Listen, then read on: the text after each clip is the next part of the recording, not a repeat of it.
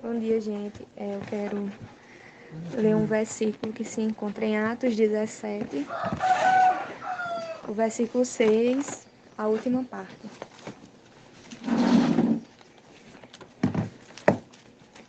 Todo mundo achou? Atos 17, versículo 6, a última parte. Que diz assim: Estes que têm transtornado o mundo chegaram também aqui.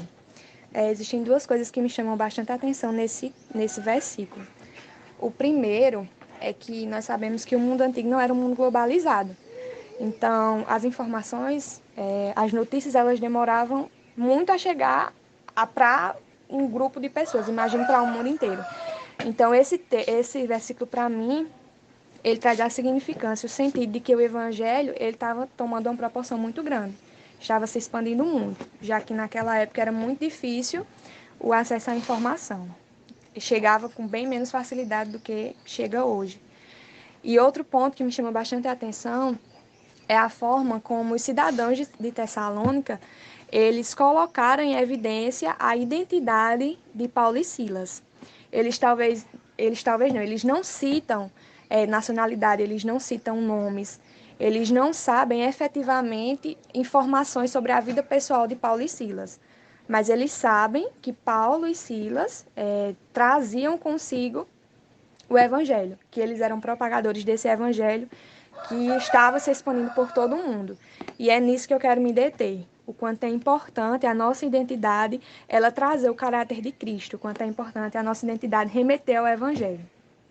Para a sociologia, o processo de formação da nossa identidade, da identidade de um indivíduo, ela é um conjunto de relacionamento social, da forma como aquela pessoa viveu a sua infância, da forma como aquela pessoa se relacionou socialmente, tanto familiar quanto com o meio social, e das atitudes que aquela pessoa toma enquanto criança. E a partir da vida adulta é onde se dá a formação dessa identidade, é onde se chega ao fim dessa formação. Colocando em conjunto com as atitudes, com as escolhas que aquela pessoa toma ao longo da vida. Só que para nós crentes, para nós que temos uma vida pautada em Cristo, a formação da nossa identidade, ela não depende de um conjunto de ações, mas ela depende de um único elemento, que é o Evangelho de Cristo em nossa vida. E o Evangelho, ele se responsabiliza por transformar todas as outras ações. O que para a sociologia é uma ação primária, para nós é uma ação secundária. O Evangelho gera em nós essa transformação e a partir daí é identificado em nós o caráter de Cristo. Mas Jesus ele tem a sua maneira de agir. E sendo a prioridade o Evangelho, ele também tem as suas formas de reestruturar, de trazer estrutura à nossa identidade. E é através daquilo que nós sofremos, daquilo que nós passamos por amor do Evangelho. Paulo, escrevendo aos Filipenses, ele vai dizer que, através das cadeias dele em Cristo, o Evangelho se chegou aos guardas da prisão onde ele estava.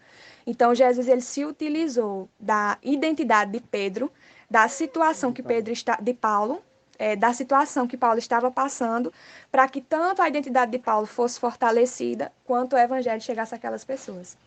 Então, que na nossa vida, nas nossas ações, seja importante nós levarmos a identidade de Cristo, que é onde nós chegarmos, aquilo que nós falarmos, não só aquilo que nós falarmos, mas a nossa vida seja sempre pautada em Cristo. Não existe evangelho sem transformação. Eu ouvi isso de um pastor e me chamou bastante a atenção. Não existe evangelho sem transformação. O evangelho sem transformação, ele não é evangelho. E é uma coisa gradual. A cada dia que nós nos dedicamos a aprender mais de Cristo, a cada dia nós vamos tirando coisas, ajustando coisas que não fazem parte daquilo que Cristo deixou para nós. E é brilhando, brilhando, até ser dia perfeito. Mas é importante que nós tenhamos uma vida transformada em Cristo, para que através da nossa vida transformada em Cristo, nós possamos gerar a transformação de outras vidas. Na verdade, não parte de nós, é o Evangelho gerado em nós, que cria em outras pessoas o desejo pelo Evangelho. Então, que nós possamos ter uma vida cada dia mais pautada em Cristo. Eu tenho certeza que aqui, ninguém olhou no espelho hoje e disse, eu não erro. Qualquer pessoa aqui tem um erro. E isso nós tratamos com o Evangelho, que a cada dia em nós é gerado, que a cada dia em nós gera uma transformação. Então, que independente de qualquer coisa, o nosso principal objetivo seja a nossa identificação em Cristo. Aonde nós chegarmos, nós sejamos identificados como pessoas realmente transformadas, como pessoas realmente que servem ao Senhor, não apenas por palavras, mas também por ações. E é isso.